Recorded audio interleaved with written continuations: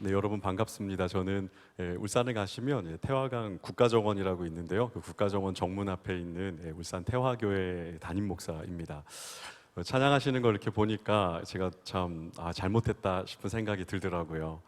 이 정도 권세가 있는 강단이었으면 금식을 하고 왔어야 되는데 이렇게 뜨겁고 이렇게 기대가 많은 강단일 줄은 제가 생각을 못했고요. 또 하나는 지금 너무 긴장되고 떨리는 이유 중에 하나는 여기 우리 양 목사님 이제 아내 되시는 우리 서지 사모님이 저 어렸을 적 친구입니다. 그래서 제 남사친이라고 하죠. 제가 처음 설교해봐요. 우리 지 앞에서 처음 설교를 하는데 나중에 설교 못했다고 이제 욕할 수도 있어가지고 긴장도 되고. 그러니까 이제 어렸을 때 고등학교, 대학교 시절을 이제 같이 나온 진짜 그냥 친한 친구였어요. 근데 이제 참 오랫동안 이제 각자의 길을 가다가 이제 여기 이제 동부교회 사모님으로 오셨고, 저도 서울 사람이거든요. 그래서 이제 울산에 저는 이제 담임 목사로 와서 생각보다 가까운 거리에 있는데 얼굴을 본 적은 진짜 뭐 한 근 20년 만에 처음인 것 같아요. 그대로신 것 같고, 주인은 그대로고, 저는 이제 막 머리가 숭숭 빠지는 이제 교회 사역의 목회 스트레스로 인하여서 하여튼 점점 이렇게 피골이 상접해가고 있는데 어쨌든 그대로인 것 같아요. 참 교회가 참 많이 사랑해 주시고 또 많이 좀 행복하게 해주셔서 그래도 목회자 가정이 평안하다 이런 생각들을 해 봅니다. 자, 오늘 여러분들과 함께 나눌 말씀은 이제 학개서의 말씀을 좀 나눠보려고 해요. 제가 은사 중에 하나가 이제 설교를 길게 하는 은사가 있어가지고 제가 오늘 얼마나 하면 될까요? 그랬더니 한 30분 이렇게 이야기하셔서 제가 저는 40분, 45분 밑으로는 할 수가 없는데 제가 조금만 더 길게 해도 될까요? 이렇게 양해를 구하고 어쨌든 최대한 좀 이렇게 빨리 끝내도록 노력은 좀 해보려고 해요. 요즘 여러분 세상이 참 복잡하죠. 어제만 해도 뉴스를 탁 틀면 어쨌든 그 작년에 있었던 그 비상계엄 그 이후에 전국도 아주 어수선하고, 이제 어제 오늘 뉴스를 보면 북한은 중국과 러시아와 혈맹을 막 확인하면서 동북아의 정세가 참 심상치 않은 시대를 우리가 살아가는 것 같아요. 제가 최근에 우리 원로 목사님과 함께 이제 중국의 이제 북한 접경지대 두만강 출발점에서 저 이제 압록강 끝까지를 3,380리를 쫙 따라 올라가면서 이제 북한 선교에 대한 이제 비전을 나누고 왔었습니다. 한 2달 전이에요. 가서 이제 중국 이제 친구들과 이제 가이드를 받고, 이제 중국에 우리가 후원하고 있는 현지 선교사들, 조선족이죠. 그래서 이제 북한 내지를 좀 이렇게 편안하게 들어갈 수 있는 친구들을 우리가 후원하고 있어서 그 친구들을 통해서 뭐 이제 김일성 대학교와 나진 선봉지구 쪽의 사역들을 우리는 몰래 펼치고 있어요.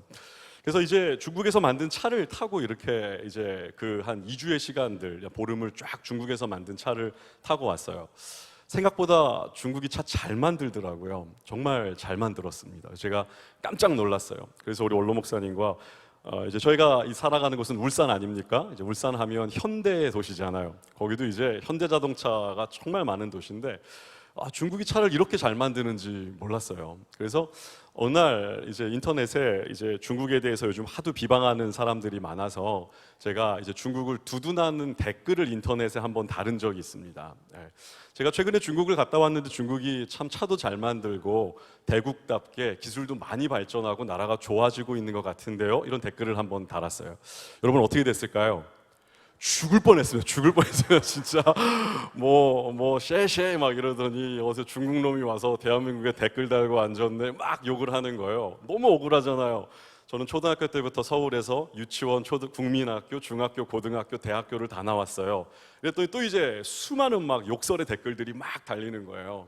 그걸 보면서 참 요즘 세상이 정말 많이 변하는데 사람들은 생각보다 편견이 심하고 아직 세상을 참 많이 모르는구나 이제 생각을 하고 있어요. 저희 첫째 아들이 이제 고3입니다. 우리 이제 목사님네 첫째는 딸인가요? 아들인가요? 아들. 그래도 부러워요. 저는 아들만 셋이거든요. 저희 첫째가 이제 과학고등학교를 이제 곧 졸업해서 이제 어쨌든 이제 공대 계열로 이제 진학을 막 하려 하는데, 어느 날 저희 아들이 저에게 와서 이야기하더라고요. 아빠, 우리나라는 모두 다 의대를 가려고 하는데 아빠 세계의 공대 순위 10개 대학이 어느 나라 대학들인지 알아? 딱 이렇게 물어보더라고요. 아시는군요. 1위와 2위는 뭐 MIT와 스탠퍼드 미국 대학 두 개고요. 3, 4, 5, 6, 7, 8, 9, 10 다 중국 대학교들입니다. 예, 저장성 공대, 뭐 칭화대 공대 죄다 그렇더라고요. 여러분 중국의 추격하는 속도가 얼마나 빠른지 이미 뭐 현직에 있는 분들은 이미 우리는 거의 다 기술이 다 뒤처져요. AI도 뒤처지고 반도체도 뭐 거의 다 따라잡혔다고 보면 되고 뭐 전기차의 기술도 그렇고 우리가 기술에 있어서 그렇게 앞서가는 게 이제 많지 않아요. 실제로 그렇습니다. MIT와 스탠퍼드를 제외하고는 서울대학교는 30여 뒤에 있고 카이스트는 또 그 밑에 있는데 3, 4, 5, 6, 7, 8, 9, 10등의 공대는 죄다 중국에 모여 있거든요. 여러분 이렇게 급변하는 시대, 혼란스러운 시대를 살아가면서 우리 안에 질문이 남습니다. 이런 시대는 그러면 크리스찬으로서 우리는 어떻게 살아가야 할 것인가? 그리스도인으로서 이 시대에 발맞춰서 뭔가 새로운 삶의 길과 어떤 새로운 방법들이 있지 않을까 이런 고민들 말입니다. 이런저런 고민이 있지만 우리의 답은 여러분 언제나 어디에 있습니까? 성경책에 있죠. 성경은 예나 지금이나 진리의 말씀이고 이 땅을 살아가는 최고의 교과서이며 나침반이고 오차가 없고 오류가 없고 틀림이 없는 진리의 말씀이고 약속의 말씀으로 가득 차 있는 것이 성경이잖아요. 오늘 이 밤에 저는 여러분과 학개서 1장에 학개 선지자를 통해 말씀하신 여호와 하나님의 말씀을 따라서 우리가 이 땅을 살아가는 법을 다시 한 번만 좀 생각해 보기를 소원해요. 여러분 먼저 한번 1장 1절이죠. 다시 한번 우리 큰 목소리로 한번 읽어볼까요? 1장 1절을 같이 한번 큰 목소리로 같이 한 번만 읽어보겠습니다. 시작. 다리오 왕 제2년 여섯째 달 곧 그 달 초하루에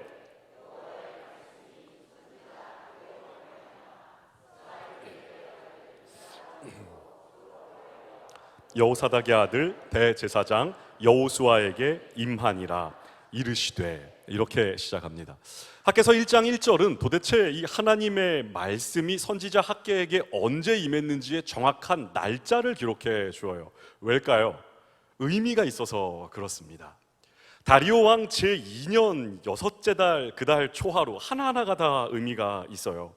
여러분 다리오 왕 제2년이라는 이때는 BC 한 520년 정도를 가리킵니다. 이때가 이스라엘 백성들에게는 중요한 시기 중에 하나였을 거예요. 지금으로부터 한 18년 전쯤 538년이 되는 그 해에 이스라엘은 바벨론의 속국으로 살고 있다가 페르시아의 초대 왕 메데바사의 초대 왕인 고레스가 바사 제국의 왕으로 탁 등장하면서 드디어 70년 포로기가 끝나는 하나님의 약속이 이루어졌던 때가 18년 전이었거든요. 여러분 이 포로기라는 것은 이스라엘 역사에 있어서 아주 중요한 시간들이었을 겁니다.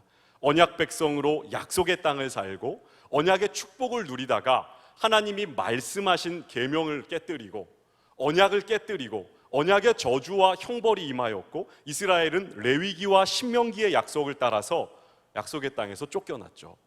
바벨론의 포로기를 70여 년 살아갈 때 하나님은 선지자들을 통해서 여러 차례 말씀해 주었어요. 70년의 기한이 차면 내가 너희들을 고향 땅으로 돌아가게 할 거야. 내가 너희들에게 다시 기회를 줄 거야. 그날이 오면 내가 상처받은 너희들을 다 회복시켜 줄 거야. 들뜬 그런 기대들을 여러분 이스라엘 사람들은 가지고 있었을 거예요.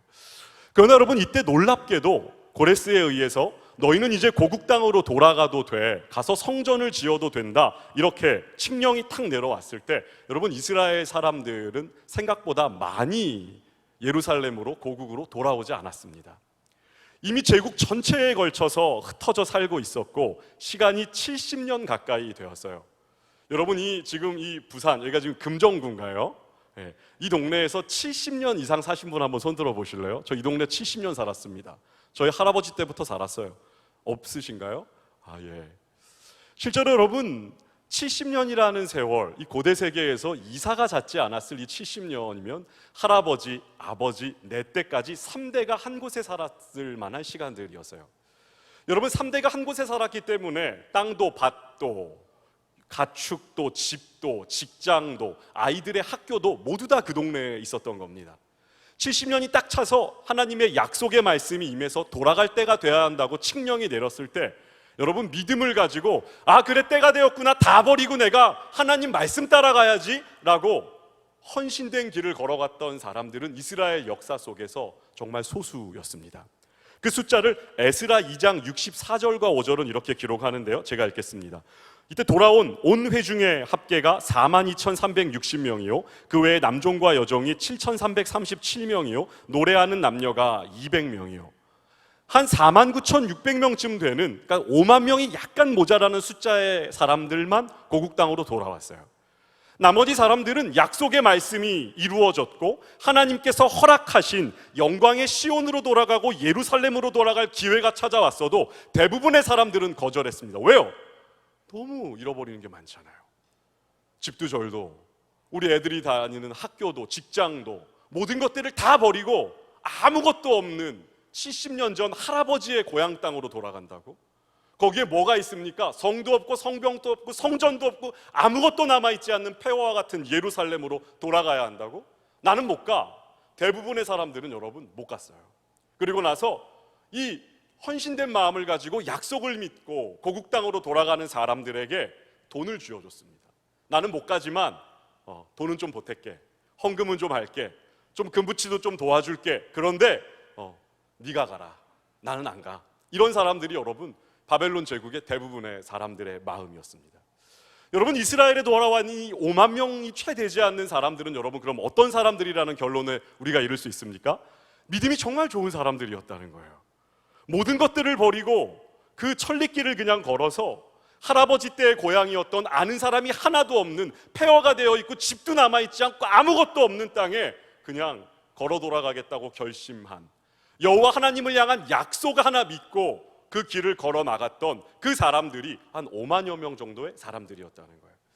이 사람들은 이 땅에 도착했을 때가 여러분 언제이냐면 정확하게 18년 전이었어요. 538년경에 도착했어요. 그리고 나서 말씀을 따라 처음에 이들은 열심히 성전을 짓기 위해 노력을 했습니다. 왜요? 이걸 위해서 모든 걸 버리고 여기까지 왔으니까요. 대가를 많이 지불했고 하나님을 믿었고 하나님이 주실 축복을 바랬고 이런 헌신보다 더 귀한 헌신은 없는 것 같아서 이들은 이 길을 왔으니까요. 그래서 오자마자 성전의 기초를 놓고 성전을 지으려고 정말 했었어요.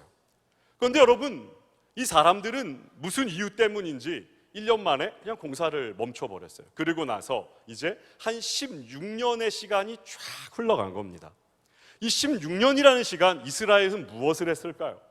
그리고 하나님은 그 16년을 무엇을 하고 계셨을까요? 그게 여러분 오늘 우리의 본문의 출발 지점이에요. 여러분, 이 백성들은 뭘 하고 있었습니까? 우리 2절의 말씀을 또 같이 한번 읽어보겠습니다. 2절입니다. 시작.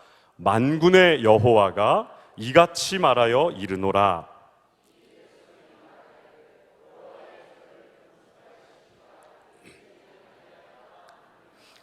여러분, 이들의 고백을 잘 생각해 보십시오. 굉장히 특이해요. 안 하겠다는 게 아니라 뭐라고 말하는 겁니까? 아직은 아닌 것 같아요. 이렇게 이야기하는 고백이에요. 하나님께서는 그 16년 동안 이스라엘을 바라보시면서 이제 어느 한 날 선지자 학개를 통해 말씀을 하시기 시작했는데 첫 말씀이 이거였어요.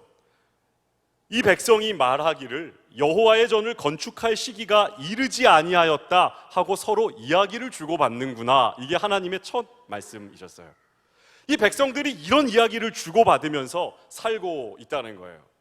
우리가 성전을 지으러 모든 것들을 버리고 18년 전에 16년 전에 그 먼 길을 떠나 이 땅에 돌아왔지만 성전을 지으려고 했는데 쉽지 않았지. 우리가 안 짓겠다는 게 아니야, 불순종하겠다는 게 아니라고. 뭐냐면 아직은 좀 때가 아닌 것 같아. 지금은 때가 아직은 아닌 것 같아. 안 하겠다는 게 아니라 지금은 아니라고 이 이야기를 서로 나누면서 있었다는 거예요. 하나님은 그 이야기를 먼저 이스라엘에게 들려주세요. 여러분, 이스라엘 백성이 이 천리길을 넘는 이 길들을 걸어와서 그 5만 명이 채 되지 않는 이스라엘 백성들이 성전을 짓기 시작했을 때 여러분 크게 반대하는 그룹이 두 그룹이 있었습니다. 첫 번째 그룹은 누구였냐면 사마리아 사람들이었어요. 처음에 성전을 짓기 시작하자 사마리아 사람들은 이스라엘 백성들에게 찾아와서 돕겠다고 이야기를 합니다. 너희 성전을 지을 거야? 우리가 도와줄게. 우리랑 같이 지으면 손도 좀 빌릴 수 있고 물질도 우리가 좀 보탤 테니까 성전 같이 짓는 거 어때? 사마리아 사람들이 이렇게 손을 내밀었어요. 아마 그 손을 잡았으면 이스라엘은 성전을 더 빨리 지을 수도 있었을 겁니다. 돕는 사람도 많고 물질도 많으니까요. 그러나 이스라엘은 그때 다시 한번 믿음을 결단해요. 안 돼라고 선을 긋습니다. 여러분 왜 그런지 아십니까? 이스라엘이 나라를 빼앗기고 70년 동안 바벨론 땅에 끌려갔던 이유가 뭡니까? 약속의 말씀, 모세의 율법으로 주어져 있었던 언약의 그 규례를 이스라엘이 깨뜨렸던 것 아닙니까? 근데 여러분, 이 사마리아 사람들은 이미 아수르의 통혼 정책에 의해서 이방인과 자폰, 결혼도 막 했고 잡다한 피가 섞여 있었고 우상도 섬기고 있었고 하나님의 율법도 지키지 않고 살아가고 있는 사람들이었어요. 그런데 여러분, 그 사람들과 손을 잡고 거룩한 성전을 짓는다고? 안 돼! 믿음을 정말 이들은 딱 이렇게 세웠던 거예요. 그러니까 여러분, 사마리아 사람들이 어떻게 했을까요? 우리가 이 생을 살아가면서 누군가 호의의 손을 건넸을 때 그걸 정말 확 뿌리치면 사람들은 화를 내는 게 아니라 분노하잖아요. 감히 나를? 니까 짓게? 네가 나를 무시해? 여러분 그런 거 많이 보셨잖아요. 지금 사마리아 사람들은 화를 내기 시작합니다. 그리고 나서 가진 수단과 방법을 다 동원해서 이 공사를 막기 시작했어요. 상소를 올리고 정부에 있는 공직자들을 매수하고 지방 장관들과 지방 정부에 있는 사람들을 통해서 중앙 정부에까지 투서를 넣으면서 끝까지 발악하면서 성전의 공사를 사마리아 사람들은 막았어요. 그리고 두 번째, 이들의 공사를 어렵게 했던 사람들은 예루살렘에 남아 있었던 유대인들이었습니다. 여러분 생각해 보십시오. 70년이라는 기간 동안 모두 다 떠나간 그곳을 차지하고 있었던 사람들이 있었잖아요. 그렇죠? 근데 70년이 지났는데 어서 그지 같은 놈들이, 집도 하나 없는 것들이, 난민 같은 놈들이 5만 명 우르르 밀려 들어오더니 같이 살자고 해보세요. 여러분 기분 좋겠습니까? 어제까지는 이게 다 내 집이었고 할아버지 때부터 우리 집이었고 우리 땅이었고 우리 직장인데 5만 명이 우르르 몰려와서는 여기 우리 할아버지 때 살았던 우리 땅이야, 같이 좀 살자, 이렇게 이야기하면서 성전을 짓기 시작했을 때 고국 땅에 남아있던, 예루살렘에 남아있던 유다인들도 여러분 도울 수가 없었어요. 그래서 어떻게 할까요? 방해하고 회방하고 비방하기 시작했습니다. 여러분이 5만 명이 채 되지 않는 헌신된 마음을 가지고 이 일까지 찾아와 있는 이스라엘 사람들, 유다 백성들의 마음은 이때부터 어려워졌던 거예요. 하나님, 안 하겠다는 게 아니라 지금은 때가 아직 아닌 것 같아요. 도와주는 사람도 없고 물질도 풍부하지 않고 실제로 우리가 할 수 있는 여력도 없고, 주님, 우리가 불순종하겠다는 게 아니라 지금, not now, 지금은 아니라는 거예요. 조금만 기다려 주시죠. 때가 되면 저희가 얼마든지 그 일 할 테니까 지금은 좀 기다려 달란 말이에요. 이렇게 이야기를 주고받으면서 실제로 여러분 이 사람들은 뭘 하고 있었습니까? 우리 3절과 4절 한번 같이 한번 또 읽어볼까요? 3절과 4절입니다. 시작. 여호와의 말씀이 선지자 학개에게 임하여 이르시되,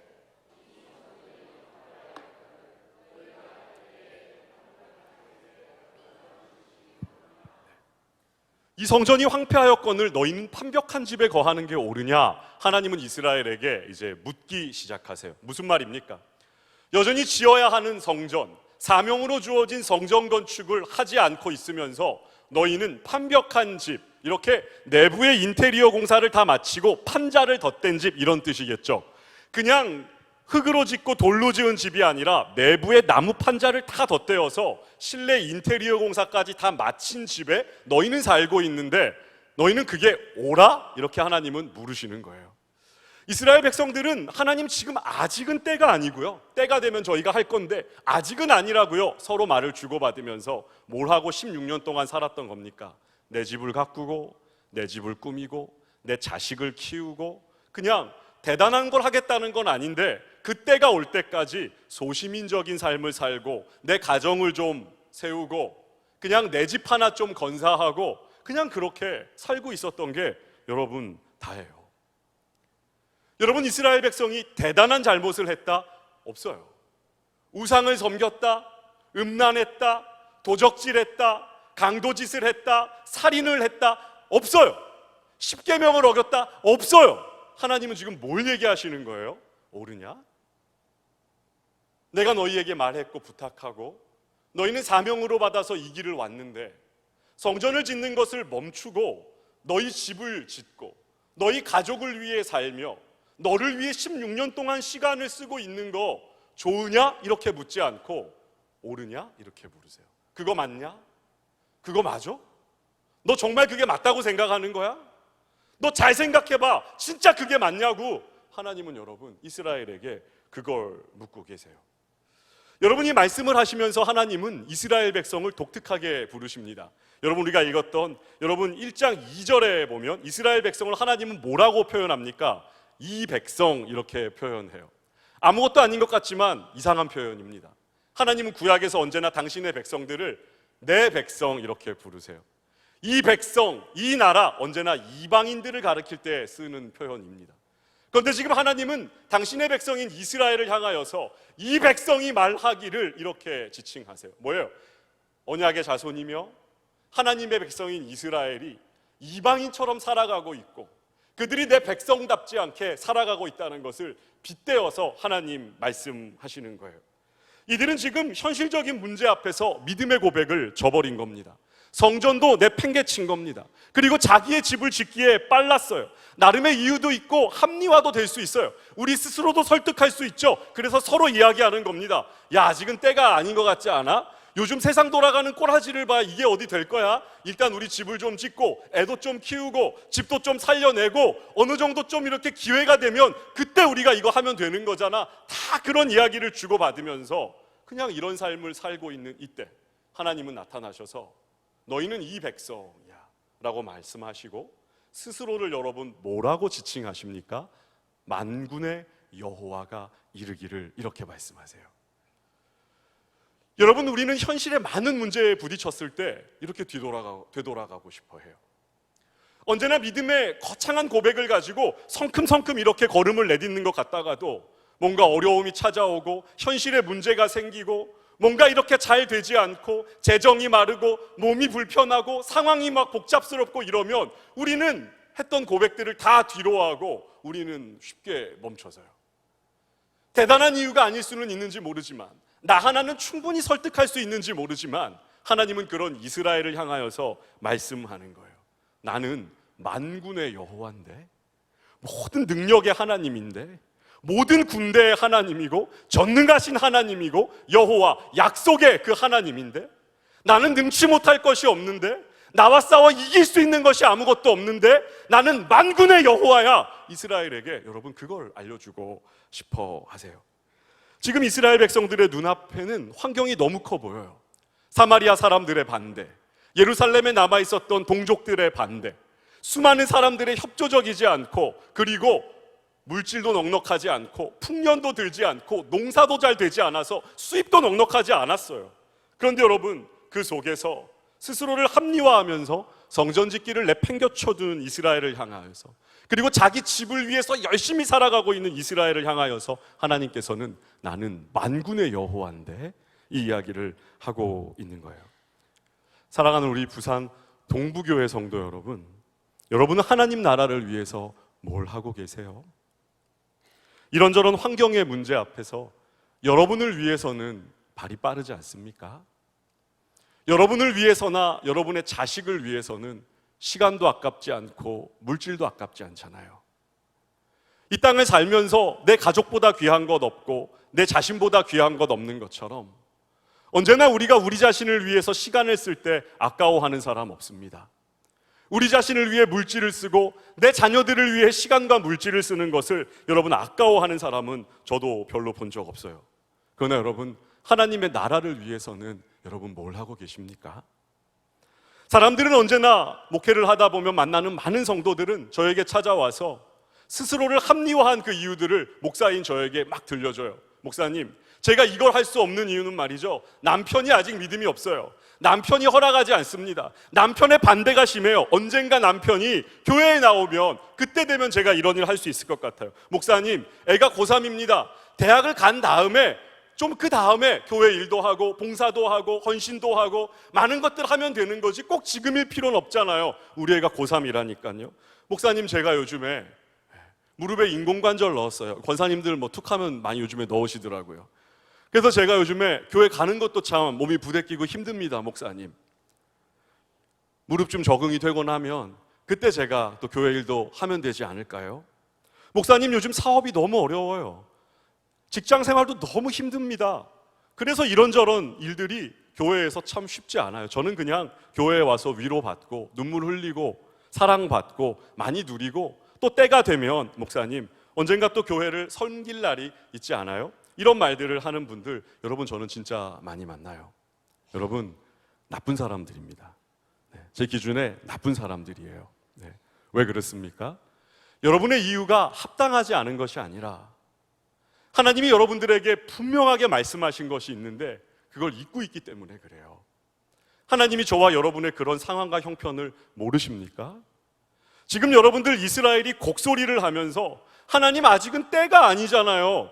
안 하겠다는 게 아니라 지금은 아니라고 생각하는 겁니다 라고 말하는 이스라엘의 합리화와 변명 앞에서 우리 하나님의 말씀을 여러분 잘 생각해 보세요. 나는 만군의 여호와인데 하나님 남편이 아직 믿지 않습니다. 만군의 여호와다. 하나님 우리 자식이 아직 대학을 나는 만군의 여호와라니까. 직장이 좀 어려운데요. 나는 만군의 여호와야. 모든 능력의 하나님인데 하나님은 끊임없이 그 이야기를 반복하고 있는 거 아니에요.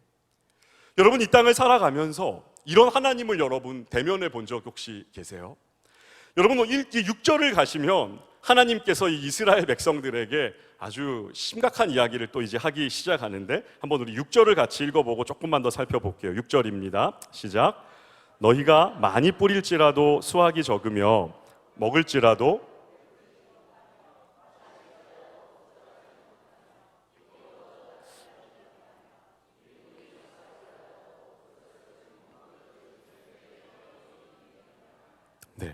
이어서 9절을 제가 읽을게요. 너희가 많은 것을 바랐으나 도리어 적었고 너희가 그것을 집으로 가져갔으나 내가 불어버렸느니라. 나 만군의 여호와가 말하노라. 이것이 무슨 까닭이냐? 내 집은 황폐하였으되 너희는 각각 자기의 집을 짓기 위하여 빨랐음이라. 여러분 6절과 9절의 말씀 두 구절만 딱 보면 여러분 낯선 하나님이 보이지 않습니까? 너희 열심히 일했지만 돈이 안 모이지? 그거 내가 불어버렸다? 너 맛있는 걸 많이 먹는데 뭔가 계속 부족한 것 같지? 채워지지 않지? 행복하지 않지? 왠지 알아? 내가 불어버린 거야. 열심히 농사를 지었잖아. 새벽에 나가서 맨날 물 주고 했지? 왜 농사 망했는 줄 알아? 내가 가뭄 들게 한 거거든. 내가 망하게 했어. 여러분 그 하나님 이스라엘의 하나님이라는 거예요. 우리가 기대하는 하나님과 진짜 여러분 다르지 않습니까? 우리가 기대하는 하나님은 정반대의 하나님이잖아요. 새벽에 나가 물을 줬으면 하나님 안 믿는 사람보다 더 잘 자라게 하든가, 경기가 어렵고 IMF가 터져도 믿는 사람들의 직장은 든든하든가, 걱정 말아라 너희는 더 잘 될 거야, 이렇게 말씀하시는 하나님 여러분 우리 기대하잖아요. 뭔가 힘들어 지쳐 있어요? 걱정하지 마, 내가 다 해줄게, 잘하고 있다 아들아, 난 너 사랑한다. 우리는 그런 하나님이 익숙하잖아요. 조금만 노력해, 나머지는 내가 복을 줄게. 우리는 그런 하나님 너무 원하죠. 여러분 저는 그런 하나님 정말 저는 원해요. 조금만 노력해도 더 많이 주시는 하나님, 잘 안 될 것 같은데 더 잘 되게 하시는 하나님, 노력은 요만큼 했는데 결과는 이만큼 주시는 하나님, 그런 하나님이 늘 우리가 기대하고 바라고 원하고 믿고 사랑하고 진짜 늘 내 아버지였으면 하는 그런 하나님 맞잖아요. 여러분 근데 이스라엘에게 하나님은 정반대의 이야기 하세요. 공부를 열심히 한 수험생 아이에게 너 수능 왜 망쳤는지 알아? 내가 망하게 했다? 너 대학 왜 떨어졌는지 아니? 내가 떨어뜨린 거야. 하나님은 그 말씀을 하시는 거잖아요. 여러분 이런 하나님이 이해가 되세요? 나쁜 하나님인 것 같죠? 이해할 수 없고 왜 이렇게까지 해야 하는지 모르겠고 하나님 꼭 이렇게 하셔야만 하는지도 모르겠고 이런 하나님이 너무 낯설고 빨리 신약으로 돌아가서 막 예수님의 내용을 막 빨리 보고 싶은데 구약의 하나님은 왜 이렇게 매정해 보일 만큼 엄하고 우리가 듣고 싶어하지 않는 이런 이야기를 들려주냐 말이에요. 여러분 이게 참 저는 신기해요. 여러분 제가 아들이 셋이라고 했잖아요. 저는 아이를 키우면서 여러분 가끔 이런 걸 많이 느껴요. 우리 아마 양 목사님은 좋은 아버지일 것 같은데요. 저는 좋은 아버지는 아니었습니다. 생각해보면 그랬어요. 왜 그랬냐면 저는 아들들을 키우면서 어릴 때 아들들이 저를 좋아하는 그 포인트들이 있었어요. 뭐냐면 엄마는 아주 냉정하고 아주 그냥 날카로워요. 안 돼! 뭐 콜라 먹지 마! 햄버거 피자 안 돼! 막 엄마는 막 이렇게 하고 과자도 막 먹어서 구워서 먹이고 뭐 유기농 뭐 이런 걸로 먹여야 된다 그러고 전 도무지 이해가 안 돼가지고 엄마가 없을 때마다 애들한테 저는 이제 새우깡 먹이고 엄마 어디 가면 애들 데리고 몰래 맥도날드 가서 막 콜라 사주고 막 이랬거든요. 그때마다 우리 아이들이 얼마나 저를 좋아했는지 몰라요. 아빠 최고! 막 이러더라고요. 콜라 먹으면 아이들이 눈이 뿅 떠지고 막 피자 먹으면 너무 행복하고 막 애들이 그렇더라고요. 그래서 저는 여러분 그게 너무 좋았어요. 아, 난 그래 좋은 아빠야. 우리 아이들은 나를 좋아하지. 애들은 엄마만 없으면 진짜 해방된 사람처럼 그 뭡니까? 그 광복절 이후에 해방된 조국을 맞이한 자유 대한민국을 노래하는 그 청년들처럼 우리 아들들이 그렇게 행복해 하더라고요. 엄마의 감시와 엄마의 이 철저한 양육 속에서 아빠라는 이 빈 공간은 많은 위로를 주었던 것 같아요. 근데 여러분 어느 날 문득 그런 생각을 제가 해봤어요. 난 진짜 좋은 아빠일까? 좋은 아빠가 아니라 여러분 뭡니까? 좋은 점수를 따고 싶은 거죠. 그죠? 좋아하는 걸 주면 여러분 점수를 땁니다. 그렇잖아요. 예. 근데 여러분 저희 아내는 조금 다르더라고요. 몸에 안 좋아? 절대 못 먹어. 엄마 이거 사줘! 들어 누워도 자르더라고요. 안 돼. 그건 약속한 게 아니잖아. 넌 이걸 먹을 수 없어. 이건 네 건강에 좋지 않아. 아이가 들어 눕고 울고 난리를 쳐도 아내는 양보하지 않더라고요. 엄마 미워! 여러분 그 이야기 듣는다고 아 그래 엄마 밉구나. 그래 미안하다 콜라 먹어 이런 엄마는 여러분 없잖아요. 그렇죠? 애들이 난리를 쳐도 엄마는 물러서지 않더라고요. 그때 생각해 봤어요. 나는 좋은 점수를 따기에 급급한 아빠였다면 정말 좋은 부모는 여러분 누굽니까? 제 아내잖아요. 아빠는 아니죠. 그렇죠? 제 아내잖아요. 여러분 지금 하나님은 그 마음이세요. 이스라엘이 원하는 걸 주고 있지 않아요. 하나님 뭘 가르쳐주고 싶은 겁니까? 이스라엘에게 필요한 걸 주고 싶어 해요. 정말 알았으면 하는 것, 정말 배워야 하는 것, 하나님의 백성으로 이 땅을 살아가는 우선순위가 있다는 것, 이 땅을 살아가는 모든 사람들이 다 내 자식을 위해 나를 위해 시간 쓰는 것들 하나도 아까워하지 않고 나를 위해 건강을 쓰고 물질을 쓰고 시간을 쓰고 마음을 내는 것 아무것도 아까워하지 않으면서 나를 위해 내 자식을 위해 내 가정을 위해 이렇게 살아가는 이 시대 속에서 크리스찬이고 하나님의 자녀이고 성도라면 그게 삶의 방법이 아니라는 것을 하나님은 가르쳐주고 싶은 거예요. 어떻게 해서라도요? 이스라엘의 모든 것들을 불어버려서라도요, 이스라엘에게 원망의 소리를 들어서라도요, 이런 하나님이 어딨어요? 라고 말하는 비명소리를 듣고 욕설을 듣더라도 하나님은 물러서고 싶지 않으세요. 왜요? 내가 만군의 여호와라는 것들을 가르쳐주고 믿음으로 이 땅 살아가는 것들을 이스라엘이 살아내기를 바라고 그 지점을 통과해서 만군의 여호와가 내 아버지 되셔서 정말 아무것도 염려하지 않고 믿음으로 이 땅 사는 법들을 이 백성이 배워야 하는데 여러분 이렇게 살아가면 배울 수가 없는 거니까요. 여러분 하나님은 물러서지 않고 이들의 것들을 불어버리는 방법을 여러분 택하신 거예요. 여러분 이런 하나님의 마음이 여러분 이해가 되세요? 저는 담임 목사가 이제 된 지 이제 3년 차 이제 접어들고 있어요. 우리 양 목사님은 벌써 6년 다 되셨다 그래서 제가 올라오면서 목사님 존경스럽습니다. 정말 존경합니다. 제가 그랬어요. 담임 목사가 되니까 여러 가지 피가 마르는 일들이 있는데 선배님들의 말씀은 언제나 진리더라고요. 누가 저에게 그랬어요. 담임 목사가 되고 나서 민철아, 널 제일 속썩이는 사람들은 성도들은 아닐 거야. 장로님들은 일단 쉽지 않아. 그거는 불변의 진리야. 장로님들은 하여튼 쉽지 않더라고요. 근데 여러분 제일 우리를 괴롭히는 건 누구냐면 부교육자들이었어요. 네. 야, 이런 놈이 목회를 한 이런 부교육자들이 생각보다 여러분 많았어요. 저희 교회는 울산에서 그래도 나름대로 좀 규모가 있는 교회에 속합니다. 합동측 교단에서는 두 번째로 큰 교회예요. 저 외에도 부교육자들이 13명이 더 있고요. 저희 같은 1,500명 정도의 규모의 교회예요.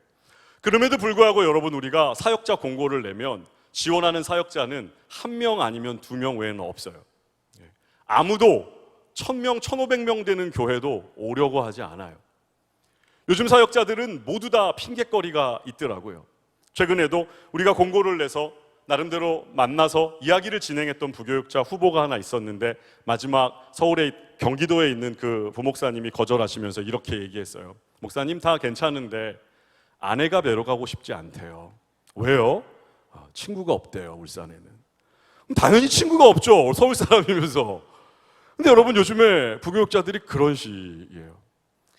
가끔 사역자들을 이렇게 볼 때마다 우리 안에도 많은 아픔이 있어요. 여러분들도 저와 같은 목회자를 볼 때 많은 아픔이 있죠. 젊고 패기는 있지만 경험이 많이 부족해 보일 때가 있고 말은 잘하고 지식은 많지만 기도의 깊이가 이 한국교회 1세대, 2세대의 원로들과는 다르다는 것들을 여러분도 직감하실 수 있을 거예요.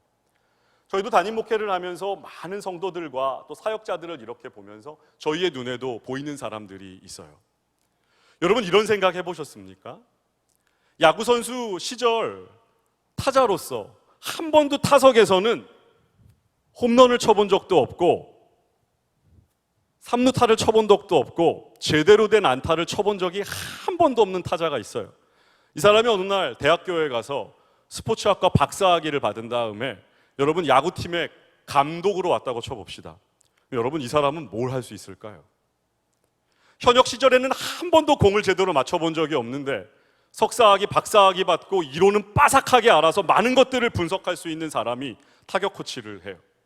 투수로서 한 번도 마운드에서 탈삼진을 잡아본 적이 없는데 어디서 배운 것 많아가지고 와서 투수 코치를 한다고 생각해 보세요. 그 사람이 여러분 뭘 할 수 있을까요? 여러분 하나님의 마음은 그와 같아요. 이 땅에 저와 여러분과 같은 당신의 백성들과 성도들을, 하나님의 동역자들을, 하나님 나라를 맡길 일꾼들을, 장로님들과 권사님들과 우리 안수 집사님들과 중직자들을 하나님이 일으켜 세워서 쓰고자 하실 때 하나님은 진짜 하나님과 동행하는 법을 아는 분들을 쓰고 싶지 않을까요? 그런 분들에게 교회를 맡기고 싶지 않을까요? 그런 분들에게 여호와의 이름을 걸고 하나님의 영광을 맡기고 싶지 않겠냐 말이에요. 어서 주워 들은 것 많고 지식은 많은데 한 번도 때려본 적도 없고 해본 적도 없으면서 배운 것 많아가지고 말만 많이 하고 위기의 때가 되고 절망의 때가 오면 도망치는 사람들, 맨날 말로는 성도들에게 가서 하나님이 다 아시죠? 라고 이야기해놓고 너는 본토 친척 아비의 집을 떠나 내가 네게 지시할 땅으로 가라. 아브라함 대단하잖아요. 믿음은 이런 겁니다 말해놓고 지방의 교회는 못 가겠습니다. 아내가 친구가 없다는데요. 이게 여러분 할 수 있는 소리냔 말이에요. 그런데 여러분 요즘에 다 그러고 살더라고요. 교역자들은 교역자들대로 그러고 살고, 사역을 하다 수틀리면 그냥 교회 나가면 그만이고, 성도들도 마음에 들지 않고 삐지면 딴 교회 가면 그만이고, 원하는 대로 되지 않을 때 이런저런 이야기하고 합리화하면서 신앙 좋고 기분 좋고 은혜 받았다고 할 때는 온갖 좋은 얘기 다 늘어놓다가 수틀리고 마음 틀어지면 뒤도 안 돌아보고 욕하면서 떠나는 사람들도 많더라고요. 여러분 우리가 믿는 것과 아는 것이 이렇게 달라요. 우리가 정말 전능하신 하나님을 알고 만군의 여호와를 경험했다면 여러분 저와 여러분의 삶은 조금 다르지 않을까요? 그리고 하나님은 그런 사람들을 찾고 계시지 않을까요? 여러분 예수님이 이 땅에 계셨을 때 당신의 제자들과 사람들에게 여러 차례 이야기하셨잖아요.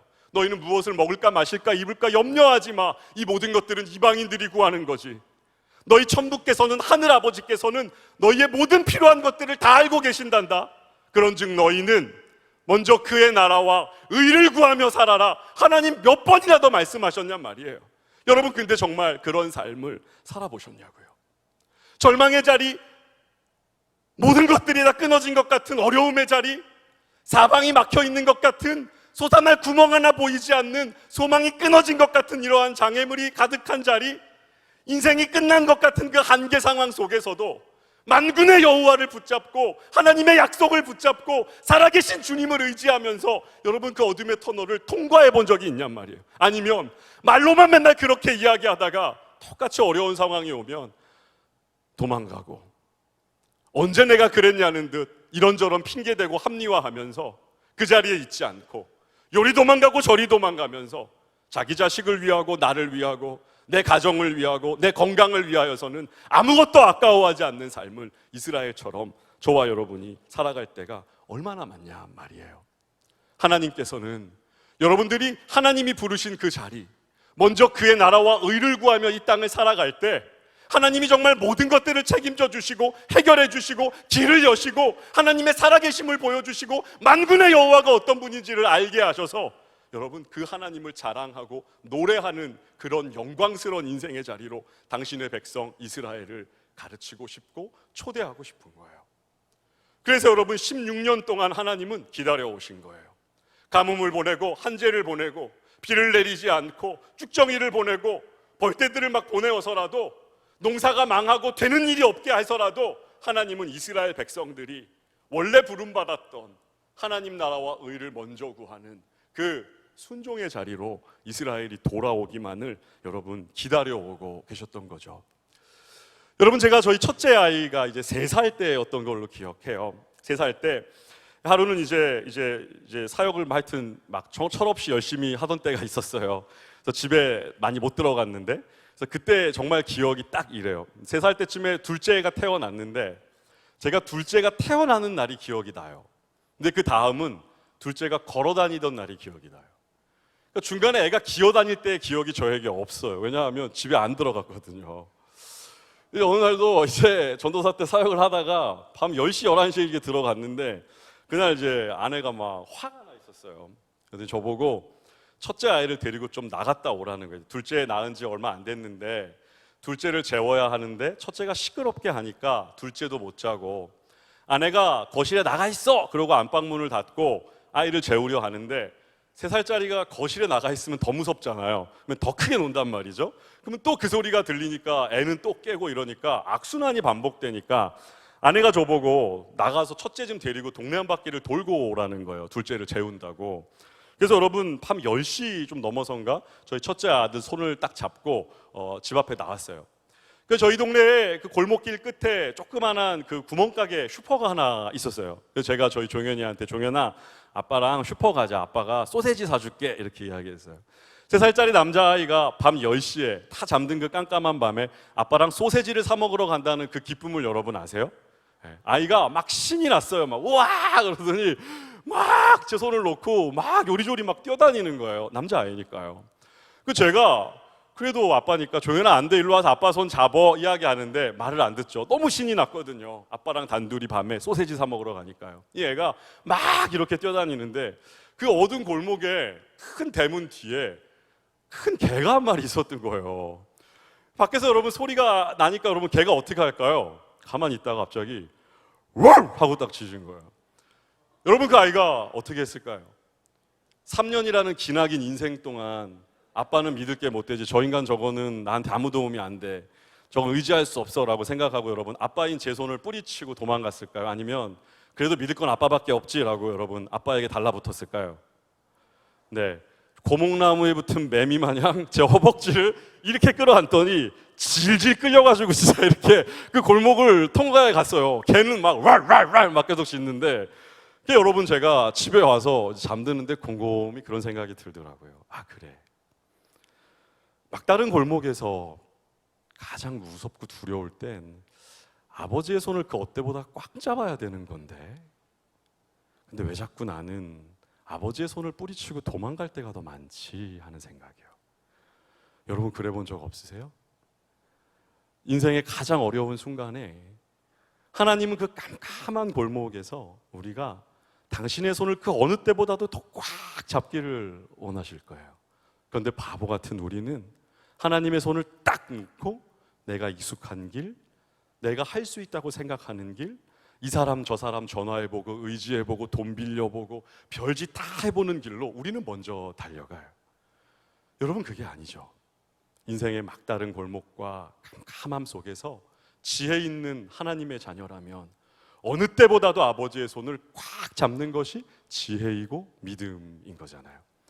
어찌 보면 이스라엘의 하나님은 지금 이스라엘에게 16년 동안 가뭄을 보내고 성전을 짓지 않고 자기를 위해 집 짓는 데 발빠른 이스라엘 백성들을 16년을 기다려 오셨어요. 자기의 손을 꽉 잡아주기를요. 그리고 그도 하지 않자 16년 만에 학개를 통하여서 여호와의 말씀으로 가르쳐주고 계세요. 너희 인생이 안 되는 거 내가 불어버린 건데 왜 부신 겁니까? 나의 손을 꽉 잡으라고요. 왜 안 되게 하신 겁니까? 나에게 더 가까이 와보라고요.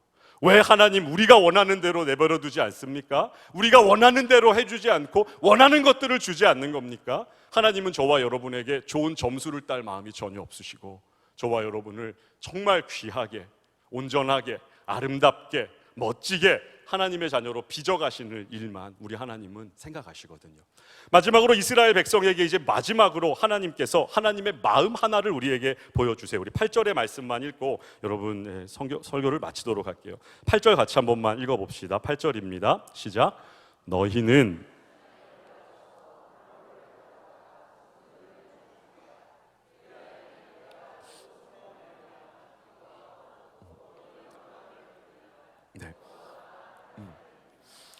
여러분, 이렇게 불순종의 자리에 서 있는 이스라엘에게 이제 하나님은 당신의 마음이 무엇인지를 이렇게 살짝 보여주시는 말씀인 것 같아요.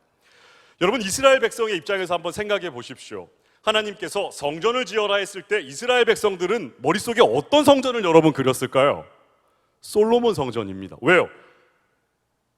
역사상 있었던 성전은 그거밖에 없어요.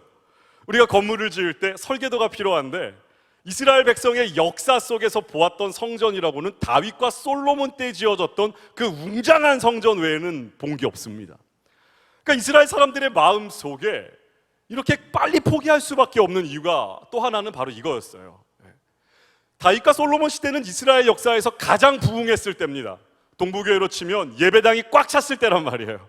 성도들이 가장 많았던 전성기 시절에 했던 일이란 말이에요. 그런데 여러분, 지금은 어떤 거예요? 반에 반도 남아있지 않은 초라하고 포로를 살다가 70년 만에 돌아온 거지 같은 사람들이 모여서 성전을 지어야 되는데 아무리 쥐어짜고 노력해봐도 다윗과 솔로몬 시대의 영광스럽고 웅장한 성전을 짓는 것은 불가능해 보였으니까요. 우리에게 그런 기술자도 없고 백향목도 없어요. 가진 것이 많지 않은데 다윗과 솔로몬 성전은 금으로 둘러져 있고 은으로 둘러져 있었던 역사상 가장 화려한 성전이었거든. 그래서 여러분, 이들은 지금 멈칫하고 주저하고 있는 거예요. 하나님, 때가 아닌가 봐요. 저에게는 그만큼의 돈이 없어요. 하나님, 때가 아닌가 봐요. 아직까지는 우리가 여력이 없단 말이에요. 이렇게 말하고 있었던 거죠. 근데 여러분, 하나님은 뭐라고 이야기합니까? 내가 원하는 것 그런 성전 아니야 이야기하세요. 내가 너희에게 언제 그런 성전을 지어달라고 했지? 그렇게 화려하고 거대한 성전을 내가 너희한테 지어달라고 말한 적이 나는 한 번도 없는데, 얘들아, 그냥 뒷동산에 올라가서 니네 눈에 보이는 나무를 꺾어 나뭇가지를 주서 그것으로 짓기 시작하는 성전이면 나는 충분한데. 여러분, 그게 오늘 하나님의 말씀이세요. 여러분, 하나님이 저와 여러분에게 대단한 것 요구하시지 않아요. 여러분의 인생이 정말 꽃피고 돈이 아주 많아져서 거대한 헌금을 원하신 적 하나님 한 번도 없으세요. 여러분, 성경을 열면 우리 하나님은 늘 어떤 분이셨습니까? 과부의 두렙돈을 기뻐하시죠. 우리가 가진 것에 쓰고 남는 것이 아니라 우리의 가장 중요한 그 마디마디를 기뻐하시고, 우리가 진심을 담아 가장 소중하게 생각하는 것들을 하나님 앞에 가지고 나오기를 원하시고, 환경이 어렵고 모든 것이 돼 보이지 않고 지금 때는 아닌 것 같다고 불평할 수도 있는 자리에서도 순종의 마음을 가지고 할 수 있는 것들을 주님 앞에 가지고 나와서, 하나님, 제가 할 수 있는 것이 이거밖에 없습니다. 제가 주님께 드릴 수 있는 시간도 요거밖에 없어요 라고 말할 때 하나님은 그것으로 기뻐하고 그것으로 영광을 얻는다고 이스라엘 백성들에게 이야기하고 있는 거예요. 내 자식을 다 키우고요, 애들 대학 다 보낸 다음에요, 좀 직장도 제대로 된 거 얻은 다음에요, 사업이 좀 괜찮아진 다음에요, 건강이 좀 회복된 다음에요, 아이도 좀 다 키운 다음에요, 그 다음에 여러분이 할 수 있는 대단한 것 원하신 적 한 번도 없습니다. 지금 여러분이 할 수 있는 것으로 먼저 그의 나라와 의를 구하면서 우리 자신을 위해 살지 않고 염려하지 않고 만군의 여호와를 믿고 하나님의 나라와 의를 먼저 구하며 교회의 쓰레기를 줍고 봉사를 하고 목장에도 나오고 구역에도 나가고 찬양대도 섬기고 교회에 필요한 구석구석에서 여러분이 할 수 있는 여러분의 진심으로 하나님의 성전을 지어드리는 일, 우리 주님이 원하시는 것은 여러분 그것밖에 없는 거예요. 모두 다 내 자식과 내 가정을 위해서는 아무것도 아까워하지 않는 이런 죄악된 시대에 우리 동부교회 성도님들은 하나님의 마음을 알고 끝까지 순종의 길을 달려가 만군의 여호와를 능력으로 경험하는 그런 복된 삶 사시기를 주님 이름으로 축복합니다.